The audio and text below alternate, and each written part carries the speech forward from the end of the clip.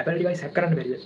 ගොඩක් Apple users ලා හිතන් ඉන්නවා Apple device hack කරන්න බෑ කියලා. ගොඩක්ම මේක හිතාගෙන ඉන්නේ iPhone 6, 7, 8, 11 ඔන්න වගේ තියෙන කට්ටිය තමයි මේ ගොඩක්ම හිතාගෙන ඉන්නේ. ඒත් ඔයාලා එහෙම හිතන් ගියාට Apple device hack කරන්න බෑ කියන එක සම්පූර්ණයෙන්ම මිත්‍යාවක්. මොකද හේතුව තමයි ඕනම device එක hack කරන්න පුළුවන්. මොකද ලෝකේ errors නැති, එහෙමත් නැත්නම් දෝෂ නැති කිසිම device එකක් නැහැ. hack කරනවා කියන්නේ මොකක්ද? මොකක් හරි දෝෂයක් හොයාගෙන අන්නේ දෝෂය තුළ රිංගලා ඒ තියෙන device එකේ access එක ගන්න එක. ඉතින් ඒක හින්දා Apple devices වලටත් පොදුයි.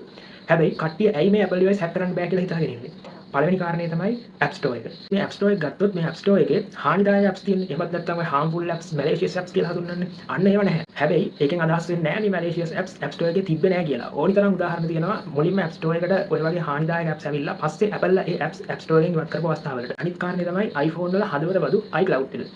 iCloud එක ගත්තොත් iPhone එකේ තියෙන contact එකේ ඉඳන් video, photos, files හැමදේම save වෙන්නේ ගොඩක් වෙලාවට මේ iCloud එකට. ඉතින් මේ iCloud එකට ලොකු ආරක්ෂාවක් Apple දීලා තියෙනවා.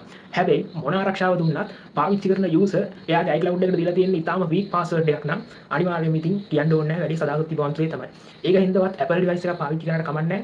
හරියම password එකක් දීලා නැතුව security password එකක් දීලා තියෙනවා නම් DI upload කරලා තියෙනවා video එකක් strong password කියලා අනිවාර්යයෙන්ම ඒ video එක බලලා ඔයාගේ password එකත් අන්න ඒ වගේ strong password එකක් කරගන්න.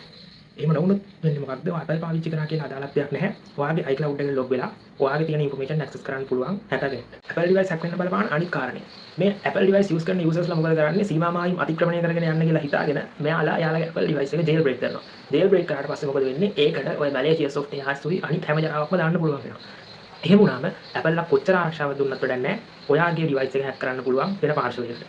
ඊට අමතරව ඔයාගේ social media, email වගේ දේවල් use කරද්දී ඒකට එන ඔය හැම link එකම open කරන්න යනවා නම් අන්න එතනදිත් ඔයාගේ data වලට හානියක් වෙන්න පුළුවන්. මොකද ඔයා පාවිච්චි කරන device එක කොච්චර advance වුණත් වැඩක් නැහැ. මෙතනදී ඔය ගොඩක් hackers ලා වගේ කට්ටිය වර්තමානයේ වෙද්දී device hack කරන්න ගොඩක් වෙලාවට try කරන්නේ නැහැ. ඒගොල්ලෝ බලන්නේ පුද්ගලයන්ගේ personal information. එහෙම නැත්නම් personal details තියෙනවානේ. අන්න ඔය වගේ දේවල් ලබා ගන්න. ඉතින් අවසානයක් වශයෙන් ගත්තොත් වර්තමානයේ වෙද්දී Apple ලා විතරක් නෙමෙයි හොඳ security එකක් දෙන්නේ.